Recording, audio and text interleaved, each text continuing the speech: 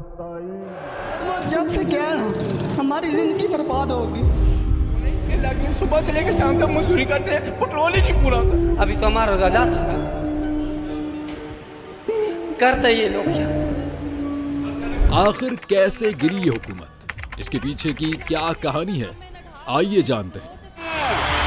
कि क्या हम गुलामी चाहते हैं या आजादी चाहते हैं? कि क्या नारा लगा था कि पाकिस्तान का मतलब क्या है? हुक्म ला इलाहा इल्लल्लाह। 1947 से आज तक पाकिस्तान में 28 प्राइम मिनिस्टर रह चुके हैं, मगर अफसोस पाकिस्तान में आज तक एक भी प्राइम मिनिस्टर ने अपने हुकूमत के 5 साल पूरे नहीं किए।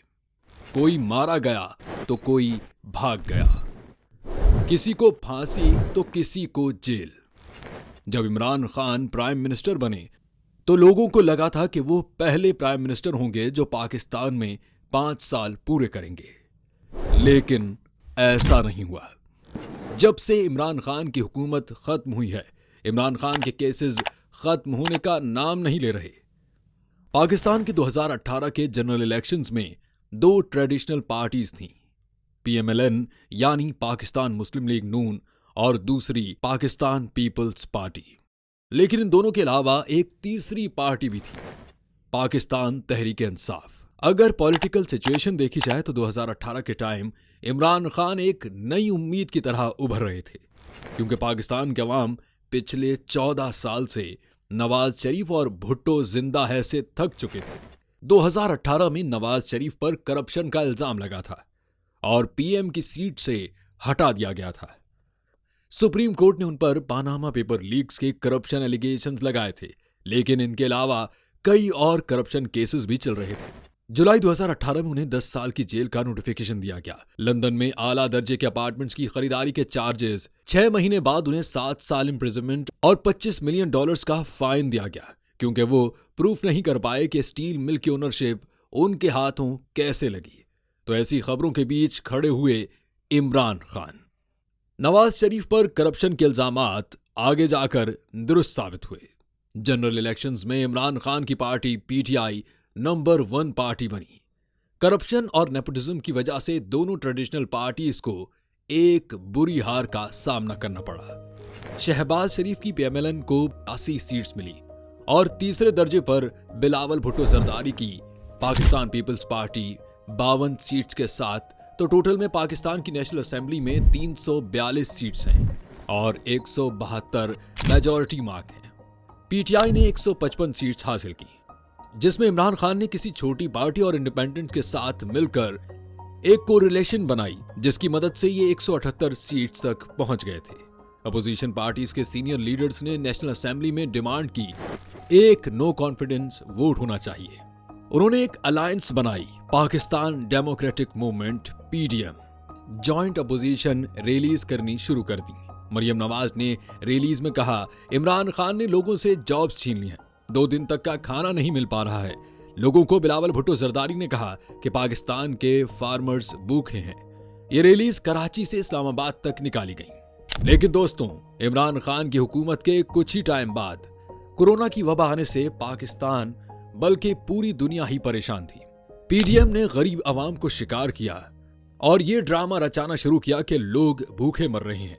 ये एक ड्रामा था, मगर असल में महंगाई कोरोना की वजह से हुई थी। लोग जॉब्स पर नहीं जा पा रहे थे, तमाम ऑफिसेस बंद थे, जिसकी वजह से दुनिया भर में महंगाई देखने को मिली। लोगों ने वर्क फ्रॉम होम स्टार्ट कर दिए थे। आज अगर मैं पूरा लॉकडाउन करता हूं तो इसका मतलब क्या है? इस मेरे मुल्क के रिक्शा चलाने वाले, छाबड़ी वाले, रेड़ी वाले, टैक्सी वाले, छोटे दुकानदार, दिहाड़ी वाले, ये सारे घरों में बंद हो जाएंगे और इनके पास क्या वसाइल होंगे कि 2 हफ्ते तक घरों के अंदर अपने बीवी बच्चों का पेट पाल सकें। हमारे पास इतनी कैपेसिटी है कि हम इन सारों को घरों में खाना पहुंचा सकें, अभी हमारी कैपेसिटी नहीं है। बिलावल भुट्टो जरदारी ने कहा था, इस्लामाबाद की कांपे टांग रही हैं।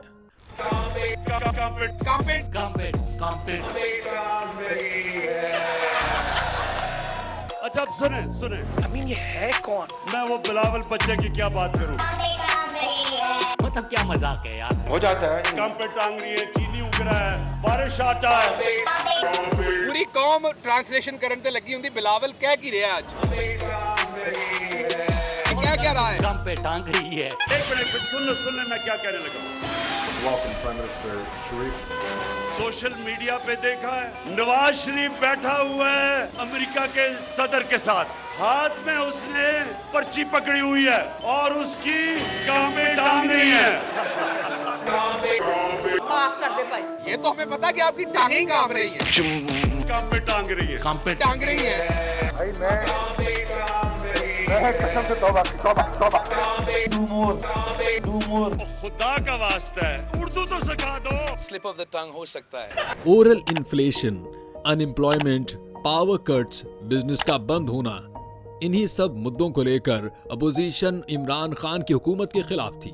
और ये बातें वो लोग कर रहे थे जो खुद 20-20 केसेस में फंसे हुए थे और पाकिस्तान को बर्बाद किया और बाहर जाकर घर बना लिया। नवाज शरीफ को ही ले लें, पानामा पेपर्स केस 2016 में ये सबसे अहम केस है जिसकी वजह से वो ओहदे से नाअहल हुए। ये केस पानामा पेपर्स लीक से शुरू हुआ जिसने शरीफ खानदान को ऑफशोर कंपनी और असासों से जोड़ दिया। इस केस के नतीजे में नवाज शरीफ को 2017 में सुप्रीम कोर्ट ऑफ पाकिस्तान ने अवामी ओहदे के लिए नाअहल करार दे दिया। एवन फील्ड प्रॉपर्टीज केस 2018, इस केस में मनी लॉन्ड्रिंग और लंदन में लग्जरी अपार्टमेंट्स की शक्ल में असासों पर गैर कानूनी कब्जे के इल्जाम शामिल थे। नवाज शरीफ, उनकी साहबजादी मरियम नवाज और दामाद कैप्टन सफदर को मुजरिम करार देकर जेल भेज दिया गया। नवाज शरीफ को 10 साल और मरियम नवाज को 7 साल कैद की सजा सुनाई गई। इसके बाद आता है तोशा खाना केस, फ्लैगशिप इन्वेस्टमेंट केस 2017, हवाई जहाज का किराया और इख्तियारात के गलत इस्तेमाल के दीगर इल्जामात, इंफ्रास्ट्रक्चर के दीगर मंसूबों में करप्शन के इल्जामात, कौमी एहतसाब ब्यूरो नैब के मुकदमात, फरियाल तालपुर और मनी लॉन्ड्रिंग, जरदारी और शरीफ कनेक्शन, उदैबिया पेपर मिल्स केस। ये केस नवाज शरीफ के खानदान की मलकियत वाली कंपनी उदैबिया पेपर मिल से मुंसलिक मनी लॉन्ड्रिंग के इल्जामात के गिर्द घूमता है।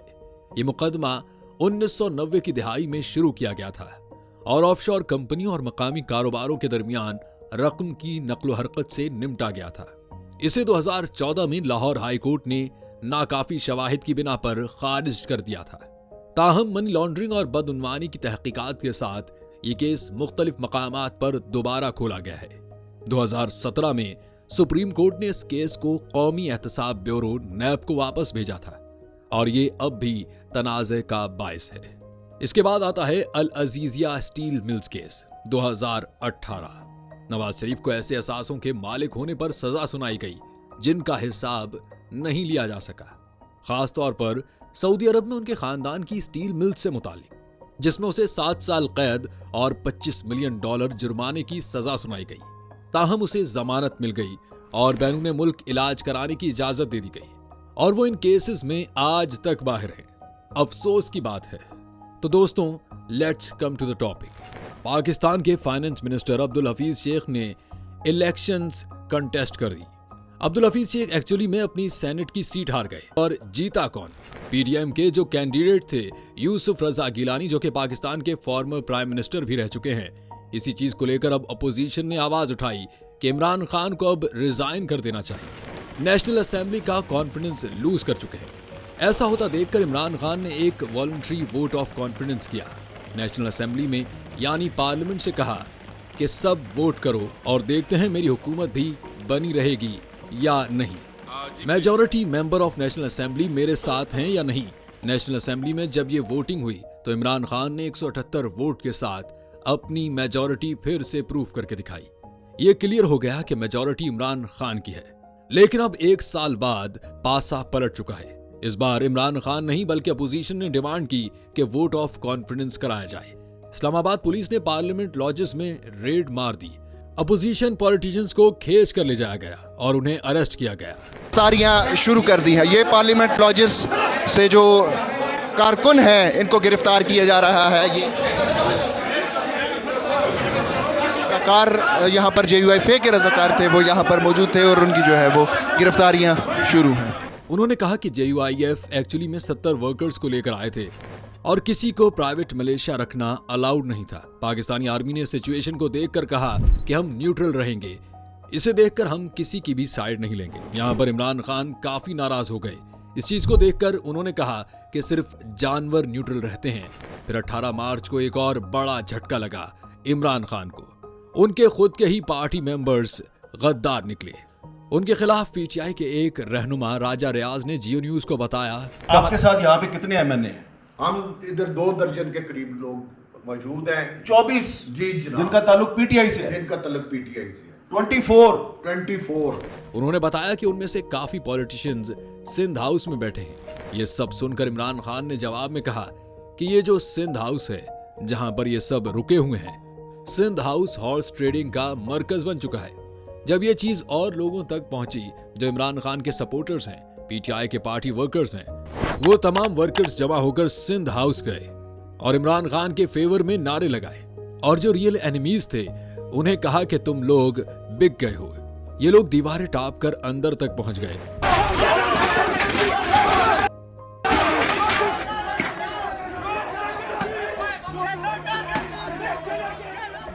उसी के अगले दिन 19 मार्च को इमरान खान ने कहा कि जितने भी गद्दार पॉलिटिशियंस हैं उनकी पार्टी के, अब वो सब मान गए हैं, अब वो वापस उनकी पार्टी में आ जाएंगे। 20 मार्च को इमरान खान ने उन्हें ऑफर दी कि सारे के सारे वापस हमारी पार्टी में आ जाएं, हम आपको माफ कर देंगे। लेकिन 22 मार्च को इन गद्दारों ने इस माफी के ऑफर को रिजेक्ट कर दिया।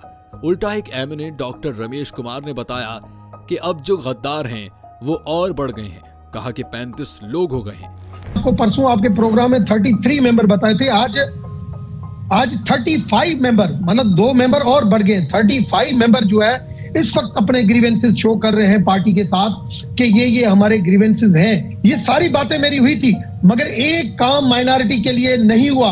अब इन लोटों को शोकॉस नोटिस इशू किए गए। इमरान खान की हुकूमत के दौर में पाकिस्तान के कॉन्स्टिट्यूशन आर्टिकल 63A की अकॉर्डिंग किसी भी पार्टी के MNA को दूसरी पार्टी में मुंतकिल करना इतना आसान नहीं था। इस पर बहुत से रिस्ट्रिक्शंस हैं, लेकिन इन MNAs ने जवाब में कहा कि हमने तो आपकी पार्टी नहीं छोड़ी, हमने तो PTI को नहीं छोड़ा है, हम तो ना ही किसी दूसरी पार्टी को ज्वाइन कर रहे हैं। अब इमरान खान के लिए प्रॉब्लम यह है कि अगर ये MNAs दूसरी पार्टी में मुंतकिल नहीं भी होते तो उन सबको डिस्क्वालीफाई भी कर दिया जाता है, तो भी Imran Khan majority mark cross नहीं कर पाएंगे।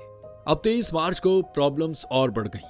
अभी तक इमरान खान की खुद की पार्टी की पॉलिटिशियंस प्रॉब्लम कर रहे थे, अब उनकी कोलैबोरेशन पार्टीज जो थी वो भी प्रॉब्लम करने लगी थी। कोलैबोरेशन पार्टीज ये कहने लगी कि वो अब इमरान खान की हुकूमत को सपोर्ट करना बंद कर देंगी। सबसे पहले PMLQ पाकिस्तान मुस्लिम लीग पीछे हटी, उसके बाद MQM, BEP बलूचिस्तान अवामी पार्टी, इन तीनों की टोटल 17 सीट्स थी। अब ऐसे में इमरान खान अपनी हुकूमत को बचाने के लिए करते तो क्या करते। उन्होंने कोशिश की कि इन पार्टीज को मनाया जाए। 28 मार्च को PMLQ के लीडर्स को पंजाब CM की पोस्ट ऑफर कर दी। ऐसा करने से कम ये PMLQ वाली पार्टी तो मान गई। दूसरी थी MQM, उनको ministry of ports and shipping offer कर दी गई। लेकिन 30 मार्च को इस पार्टी ने अपनी अपोजिशन से एग्रीमेंट बना लिया। जवाब में इमरान खान ने कहा कि वो आखिरी बॉल तक खेलते हैं, वो आखिरी बॉल तक लड़ेंगे अपनी हुकूमत बचाने के लिए। तो इन सब के बाद फिर आया 10 अप्रैल, जिस दिन ये नो कॉन्फिडेंस वोट होना था। नेशनल असेंबली में इस दिन इमरान खान खुद ही नहीं आए। नेशनल असेंबली के जो डिप्टी स्पीकर थे वो भी उन्हीं की पार्टी से थे। उन्होंने कहा कि ये फॉरेन इन्वॉल्वमेंट हो रही है, इसके बेस पर अब हम ये नो कॉन्फिडेंस वोट नहीं कर सकते। उन्होंने पाकिस्तान के कॉन्स्टिट्यूशन का आर्टिकल 5 इन्वोक किया जो कहता है कि यहाँ पर नो कॉन्फिडेंस वोट इलीगल है क्योंकि यहाँ पर फॉरेन पावर्स की इन्वॉल्वमेंट हो रही है। 2 दिन बाद रिपोर्ट में आया कि एक्चुअली में इस दिन नेशनल असेंबली में स्पीकर नहीं आए थे। असेंबली के चीफ डिप्टी स्पीकर ने ऐलान किया कि आर्टिकल 5 की रूलिंग के फेवर में नहीं है। इस रूलिंग के बाद इमरान खान ने पाकिस्तान के प्रेसिडेंट आरिफ अलवी को एडवाइस किया कि वो सारी असेंबली को डिसॉल्व कर दें, दोबारा से इलेक्शन कराने का हुक्म दें। पाकिस्तान में 7 अप्रैल को सुप्रीम कोर्ट के 5 जज बेंच ने एक यूनानिमस वर्डिक्ट दिया। उन्होंने कहा कि इमरान खान की हुकूमत ने जो किया है वो अनकॉन्स्टिट्यूशनल है। इस तरीके से नो कॉन्फिडेंस वोट को खारिज नहीं किया जा सकता। जिन फ्रेश इलेक्शंस के लिए कहा जा रहा है हम उसे अनडिक्लेयर करते हैं और अपोजिशन पार्टीज जो कहने लगी हैं कि यहां पर नो कॉन्फिडेंस वोट होना चाहिए, वो सही है, उसकी परमिशन उन्हें दी जाती है। और फिर आया 9 अप्रैल नो कॉन्फिडेंस वोट का दिन, और एज एक्सपेक्टेड इमरान खान की हुकूमत वोट हार गई। 172 मेजॉरिटी मार्क था, अपोजिशन को 174 वोट्स मिल गए। और फिर पाकिस्तान के former prime minister Imran Khan को इस्लामाबाद हाई कोर्ट के अंदर से अरेस्ट किया जाता है। उसके कुछ ही घंटे बाद मुल्क भर में लोग सड़कों पर उतर जाते हैं, प्रोटेस्ट करने के लिए लोग जमा हो जाते हैं और ये एक समंदर की शक्ल इख्तियार कर जाता है। वायलेंस होता है, 2000 से ज्यादा लोगों को अरेस्ट किया जाता है। पहली बार पाकिस्तान में कुछ आम लोग मिलिट्री के खिलाफ ओपनली लड़ने लग जाते हैं। जब इमरान खान की हुकूमत गिरी थी तब से अब तक एक के बाद एक इलीगल केसेस में इमरान खान उलझते रहे। कभी करप्शन का केस, कभी मर्डर तो कभी टेररिज्म का केस उनके ऊपर। उनकी पॉलिटिकल पार्टी पाकिस्तान तहरीक इंसाफ के मेंबर्स के ऊपर करीब 140 क्राइम्स का एक्विजिशन लगाया है। उनमें से 34 केसेस ऐसे हैं जो इमरान खान के खुद के खिलाफ अब 9 मई को जो अरेस्ट किया गया इमरान खान का, वो स्पेसिफिकली किया गया था। करप्शन चार्जेस पर इन इन्वेस्टिगेशंस को पाकिस्तान के यानी नेशनल अकाउंटेबिलिटी ब्यूरो की तरफ से लीड किया जा रहा था। तो आखिरकार ये करप्शन केस थे क्या? ये केस था अल-कादर यूनिवर्सिटी ट्रस्ट रिलेटेड। ये एक नॉन गवर्नमेंटल वेलफेयर ऑर्गेनाइजेशन है जिसे सेटअप किया था इमरान खान और उनकी तीसरी बीवी ने। जब इमरान खान पोजीशन पर बैठे थे एज अ प्राइम मिनिस्टर भी उन्होंने इस ट्रस्ट को ऑफिशियल इवेंट्स में काफी प्रमोट किया था। यह ट्रस्ट एक यूनिवर्सिटी चलाता है जो स्पिरिचुअल और इस्लामिक टीचिंग से डिवोटेड है। जून 2022 में इमरान खान के ऊपर इल्जाम लगाया गया कि उन्होंने इस यूनिवर्सिटी को बनाने के लिए करोड़ों की जो जमीन खरीदी है वो मलिक रियाज से खरीदी है, जो कि एक प्रॉपर्टी टाइकून है। उनका कहना था कि इमरान खान की हुकूमत ने एक डील की थी इस प्रॉपर्टी टाइकून के साथ, जिसकी वजह से पाकिस्तान की हुकूमत को 239 मिलियन डॉलर्स का नुकसान हुआ। यह करीब 7,000 करोड़ पाकिस्तानी रुपीस होते हैं। अब 9 मई को इमरान खान इस्लामाबाद हाई कोर्ट गए थे किसी और केस में हेयरिंग अटेंड करने, और तब नैब ने उन्हें अरेस्ट कर लिया, और वो भी पैरामिलिट्री फोर्सेस का इस्तेमाल करके। यह अरेस्ट काफी खौफनाक था। आप स्क्रीन पर देख सकते हैं कि किस तरीके से इमरान खान को ले जाया जा रहा है और कितने ऑफिसर्स ने उन्हें घेर लिया है। हाई कोर्ट में बैठा हूं, मेरे पास कोई उनके पास एक जवाब नहीं था मुझे पकड़ने का। मुझे एबडक्ट किया गया है और जाके वहां फिर पहली दफा मुझे वारंट दिखाई जाता है जब मुझे जेल में ले जाते हैं। ये तो जंगल के कानून में होता है और फौज अबडक्ट कर लेती है। ये एक गैर कानूनी अरेस्ट था, लेकिन इमरान खान के खिलाफ जो केस थे वो काफी कमजोर थे। इसके अकॉर्डिंग नैब को पहले अपनी इंक्वायरी कंप्लीट करनी होती है, लेकिन दूसरे केस में जो अक्टूबर 2022 में पाकिस्तान के एक कोर्ट ने रूलिंग दी कि इमरान खान अगले 5 साल तक कोई पॉलिटिकल ऑफिस नहीं खोल सकते, इलेक्शन नहीं लड़ सकते, और ये हुआ था तोशाखाना केस में। तोशाखाना केस बेसिकली गिफ्ट की एक ट्रेजेडी है। इस केस का मुद्दा यह था कि इमरान खान को कई बड़े बड़े तोहफे दिए गए और वो महंगे तोहफे थे। इन गिफ्ट्स को लेकर इमरान खान ने ऑफिशियल्स को मिसलीड किया और उन्हें जाकर मार्केट में बहुत ही महंगे दामों पर बेचा। इस केस में उन्हें बाद में जाकर रिस्पाइट मिला जब कोर्ट ने कहा कि नहीं, अभी नहीं, अभी इन्हें अलाउड होगा इलेक्शन कंटेस्ट करना। लेकिन अल-कादर केस में जब उन्हें अरेस्ट किया गया उसके बाद से तोशाखाना केस में भी उन्हें कहा गया कि 8 दिन के लिए कस्टडी में रखा जाएगा। तो इसी के रद्देअमल में इमरान खान के सपोर्टर्स सड़कों पर आ गए और पूरे पाकिस्तान में भारी प्रोटेस्ट देखने को मिला। लाहौर में इमरान खान के घर के बाहर कई प्रोटेस्टर्स आ गए, रोड ब्लॉक्स हुई, टायर्स को जलाया गया, पुलिस ने वाटर टैंकर्स का इस्तेमाल किया और कई केसेस में टीयर गैस भी इस्तेमाल की गई। आर्मी ने स्टेटमेंट दिया कि इस प्रोटेस्ट के दिन को एक डार्क चैप्टर की तरह याद किया जाएगा। पाकिस्तान के इतिहास पर कई सोशल मीडिया वेबसाइट के एक्स को कट ऑफ किया गया और पूरे मुल्क भर में इंटरनेट पर पाबंदी लगाई गई, जिसकी वजह से बहुत से आम लोगों को नुकसान का सामना करना पड़ा। नवंबर 2022 में इमरान खान के ऊपर हमला भी किया गया था। वो एक प्रोटेस्ट मार्च कर रहे थे कि किसी ने गोली चला दी उनके पैर पर। इमरान खान के ओपोजिशन लीडर्स थे, उन पर एक हैवी क्रैकडाउन देखने को मिला और कई ओपोजिशन लीडर्स को जेल में भी बंद किया गया। आज तकरीबन 1.5 साल गुजरने के बाद भी इमरान खान नाहक जेल में कैद है और उसके साथी भी जेलों में नाहक कैद है। ये तमाम सियासी कैदी हैं जिन पर ना तो कोई केस साबित हुआ है और ना ही कोई जुर्म। अगर जुर्म है तो वतन से मोहब्बत और अपने अवाम के हक के लिए आवाज उठाना, लेकिन इस जुल्म के खिलाफ पाकिस्तान तहरीक इंसाफ खामोश नहीं बैठी। गुज़िश्ता रोज इमरान खान ने पूरी कौम से इस्लामाबाद में डी चौक पर एहतजाज की कॉल दी, जिसे फाइनल कॉल कहा गया। और वो दिन था 24 नवंबर, जब इस कौम के पास, इस मुल्क के पास मौका था इनकलाब का, आजादी का, अपने हुकूक लेने का, इमरान खान और उसके साथियों को कैद से रिहा करने का। और इस मौके पर अवाम निकली, भरपूर अंदाज में अवाम निकली, लेकिन रियासत ने अपने ही अवाम पर गोलियां बरसाकर शहर का शहर लहूलुहान कर दिया। सैकड़ों लोग शहीद कर दिए गए। इस अलमनाक सानहे और इस एहतजाज पर मीडिया खामोश रहा, लेकिन हम तफसील से बात करेंगे अगली वीडियो में। लेकिन इससे पहले आपसे गुजारिश है कि आप हमारे चैनल को सब्सक्राइब करें और बेल आइकन को दबा दें और कमेंट करना ना भूलिएगा। मिलते हैं अगली वीडियो में, तब तक के लिए अपना ख्याल रखिएगा।